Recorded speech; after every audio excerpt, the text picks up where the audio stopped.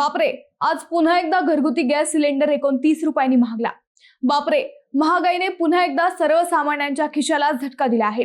घरगुती गॅस सिलेंडरच्या दरात पुन्हा वाढ करण्यात आली असून आता प्रत्येक कुटुंबाला याचा अतिरिक्त आर्थिक भार सहन करावा लागणार आहे। मंडळी, सार्वजनिक क्षेत्रातील तेल कंपन्यांनी घरगुती एलपीजी गॅस सिलेंडरच्या दरात तब्बल 29 रुपयांची वाढ केली आहे।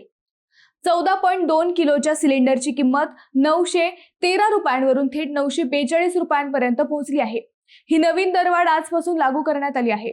विशेष म्हणजे गेल्या 3 महिन्यातील ही दुसरी मोठी दरवाढ आहे। यापूर्वी 7 मार्च रोजी घरगुती गॅस सिलेंडरच्या दरात 60 रुपयांची वाढ करण्यात आली होती। आता पुन्हा 29 रुपयांची वाढ झाल्याने सर्वसामान्य गृहिणींचे बजेट आणखी बिघडणार आहे। सरकारच्या माहितीनुसार घरगुती गॅसच्या एका सिलेंडरचा पुरवठा खर्च सध्या 1600 रुपयांपेक्षा जास्त झाला आहे।